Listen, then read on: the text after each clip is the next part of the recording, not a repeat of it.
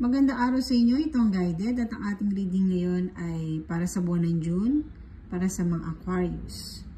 So, kalahating taon na. So, masasabi natin na marami na tayong pinagdaan ng pagsubok ng mga nakaraang buwan. At sinasabi nga nila itong June ito ay isang parang napakagandang regalo para sa ating lahat to reset at mag-umpisa ulit. Dahil binibigyan tayo isang chance ng June na magbigay sa atin ng magandang opportunity para mas magpatuloy yung kalahati pa ng taon natin ng 2025 ng maayos at maganda, at yung lahat ng sabihin natin heartache and suffering ng mga nakarambuan is enough na. So, ikaw mismo in Aquarius, sabihin mo, enough na. At ayoko na. At gusto kong maging masaya na at maging maayos. At ang aking peace of mind is, ayoko na mawala yun. So, claim it na yun. So, ano kaya ang yung nakastore ngayong June Aquarius? Sana isa ka sa mga zodiac, katulad ng mga ibang nabasa ko na revert, healing, and recovery sila ngayon, at yung mga lost passion nila is nagbalik.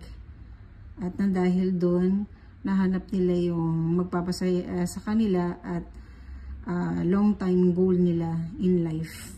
At makita ng kanilang life purpose na sana ganun din ikaw ngayong June. So, 4 card spread tayo, and then bubuna tayo isang angel message and thank you angel card.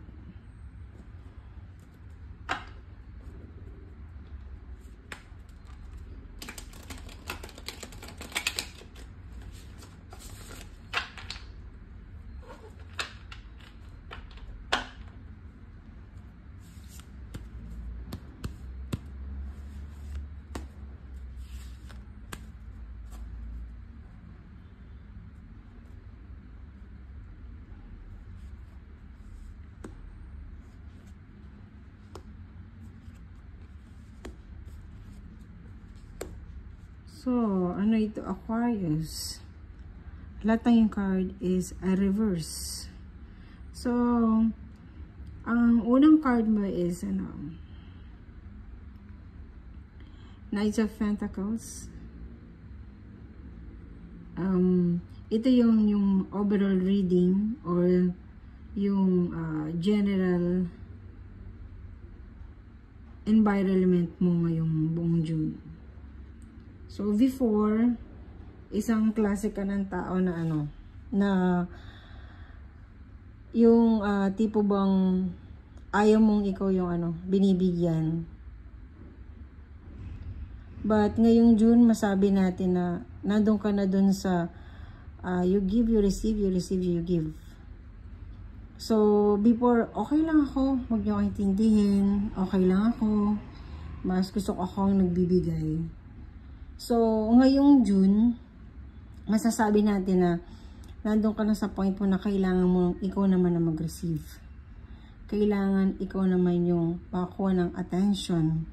Kailangan ikaw naman makakuha ng respeto, self-worth, sabihin natin. Ikaw naman yung tipong pagbibigyan na makapag-desisyon mag-isa, maging independent. So, lahat ng klase ng term na pwede nating masabi na na this time, ako naman. So, ganun yung iyong ako naman this time. Please, ako naman. So, nandun ka sa buong June mo ngayon kung saan iisipin mo na this time, ako naman. Isipin ko naman lahat para sa akin. And kailangan kong din naman yung mga tao before na natulungan ko. Gusto ko naman makareceive din naman din sa kanila ng tulong ngayon. Dahil kailangan ko ng tulong. Lalo na ngayon itong buwan ng June. So, unexpected, hindi ka mawawalan ka na dun sa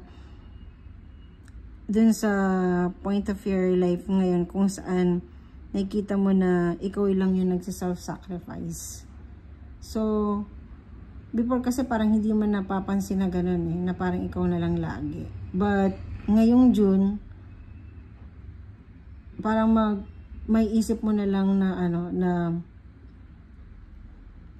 mukhang enough is enough na ako na lang lagi.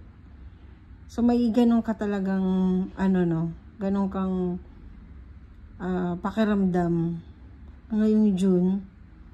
And it's okay.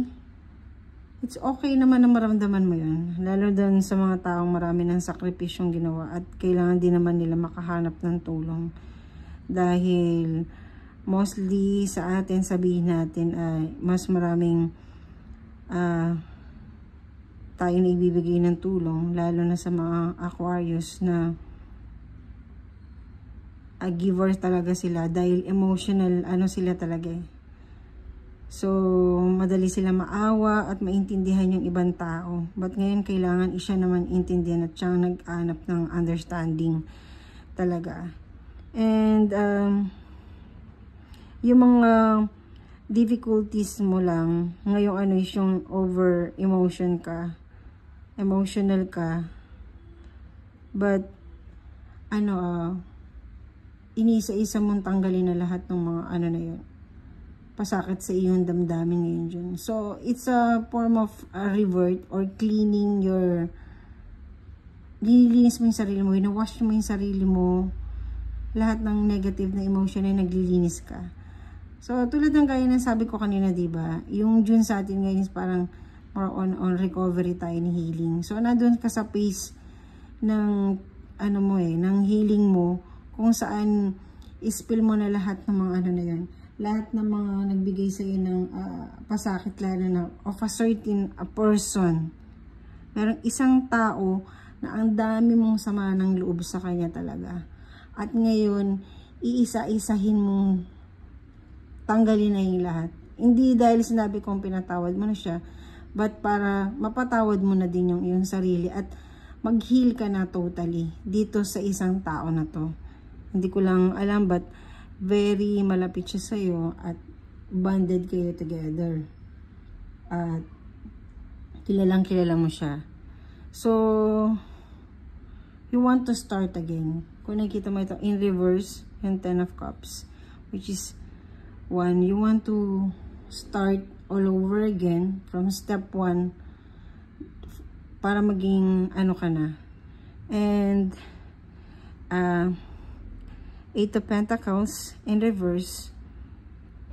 So, ano man yung mga klase ng mga legal matter mo, this June is, matatapos na lahat yun. And, kung meron ka man sigurong naging loan mo or property na nabili mo, na pipilitin mo ng matapos by the end of this year, at umpisahan mo siyang ngayong June, or actually inumpisahan mo na, or nagpaplano ka na mag-budget siguro na matapos na yung mga loans mo and yung property na nabili mo na, or yung business na pinapatakbo mo na halimbawa yung capital na yun is ginamit ay kinuha mo lang sa isang, or hiniram mo lang siya.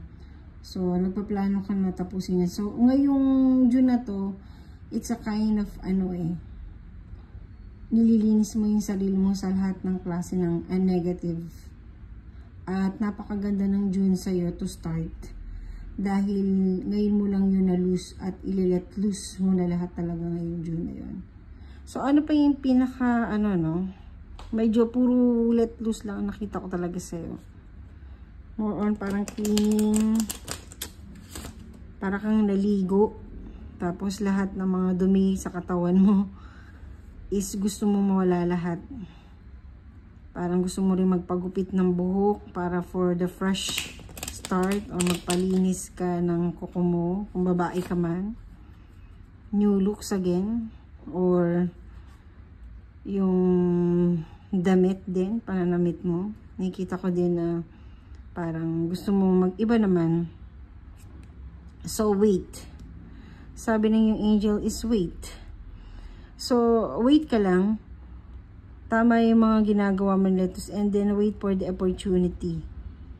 Antayin mo lang yung opportunity na ipagkakalob sa'yo, dahil yung battle mo ngayon is tinutulungan ka na yung hell. Kung makikita mo yung picture dyan, meron siyang sword kung saan kinakat niya na lahat, tulad ikaw. So, ini-embrace mo yung cutting tie sa mga tao nagbigay sa'yo ng ano, or yung emotion mo, kinakat mo na yung mga emotion na baggage mo na yun sa sarili mo. Tinutulungan ka ng angel mo na ikat lahat yon, and then wait lang until na maging okay ka na. At until na ano, dahil nahanap mo na nga yung sarili mo, ayaw mo ng ano yung lumang ikaw. So, the old you, ayaw mo na yon. So, ikakat mo na lahat ng yan. Hindi ako yan, hindi ako yan. Actually, hindi ako yan. Dahil iba na ako ngayon. Ayoko na ng drama. Enough is enough na. So, Aquarius, ano yun? Thank you card.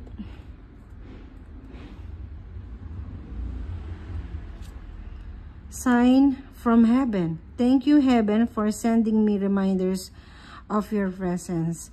So, maraming sign na binibigay siya. So, actually, isang sign na to eh. Yung malaman mo lang na kailangan mo din naman ng tulong. Yung malaman mo na marami ka ng baggage na kailangan mo nang tanggalin. At napakahirap, di ba? Napakahirap sa atin na minsan ang dami nang nakapasan sa atin tapos hindi pa rin natin mabitawan. May ganong character tayo, di ba, na ay natin bitawan kasi hindi pa pwede, hindi pa time. But for you, ano eh, sign from heaven na cut mo na lahat yung mga ties na yun, and unti-unti mo na lang ano yung sarili mo. And this 8 of Pentacles who's supporting you more on, support ka on your financial matter also. At is a sign from heaven. Lahat ng mga naisip mo ngayon, yung intuition mo ngayon, yung nararamdaman mo ngayon, yun is a sign from heaven. Para mas makakuha mo na yung tinatawag nating self-recovery and healing totally. Para yung the rest of month mo ng 2025 is definitely, it's a new you, new beginning for you. At yung passion mo is mahanap mo na, at then start ka na again. So, gusto ko lang bumunot ng isa pang to clarify, isang card to clarify yung sinasabi ko na yan kanina.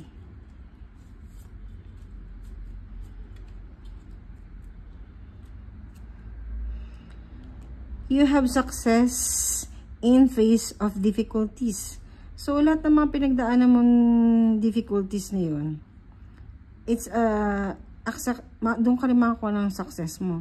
So, yung direction na hinahanap mo is bibigay sa'yo ng sign from heaven. At yung focus mo and then determination mo this June, definitely magbibigay sa'yo ng tamang landas talaga for you to success. At yung, alam mo, yung para bang, ano siya, yung magkakaroon ka ng willpower talaga na cut all ties na hindi maganda sa sarili ko, sa ugali ko, sa lahat ng yun. Para at least, yun nga, kasi binibigyan ka na ng sign ng baga, binibigyan ka na ng reward ngayon ng Panginoon na lahat ng mga nararamdaman mo ngayon is tama yan. For you to succeed. So, yung lesson mo na yun, tapos na, at gusto ka na mag-restart, at binigyan ka ng mga option for you to succeed. Hindi lang 1, hindi lang 2. So, isang journey kung saan, from negative to positive. Ganun yung magiging, tema. So, for me, it's napakagandang, siya, reading, For me, like me na marami din ako pinagdadaanan ng sa buhay. At gusto ko rin yung marami din ako mga emotional burden. Alam mo yun na parang hindi mo matakasan.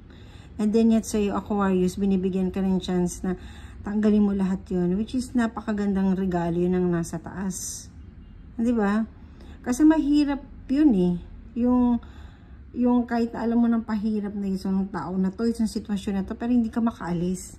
But for you, Aquarius, binibigyan ka ng chance ng Panginoon at mga sign ng Panginoon na cut mo na lahat yun kasi yung succeed mo nandiyan eh. At wait mo lang yung angel, matutulungan ka niya. Kailangan lang mag-say yes ka. Which is, ikaw naman mismo, you say yes talaga. Yin and yang. So, syempre, kailangan balanse lang. Diba? Dahil sa ganung balanse, is doon lang tayo makakahanap talaga ng peace of mind or tinatawag nating peace. Para at isang kahinga naman tayo araw-araw. At nakapag-almusal tayo sa umaga at makakapag-antay tayo ng konti at napakasarap mag-almusal ng habang pinanonood mo pa yung paborito mong K-drama kung nanonood ka man. O pinanood yung paborito mong sa YouTube o habang pinakikinggan mo ko ngayon at pinakinggan mo pa yung rest na gagawin kong reading para sa'yo. So, yun, nagpapatawa lang naman ako pero totoo naman. So, yun Aquarius ang aking reading ngayon for June. And happy ako para sa'yo. I'm really happy para sa'yo. Para ma-achieve mo ito ngayon June. So again, maraming salamat sa iyong pakikinig at panonood. Aquarius, maraming salamat and God bless.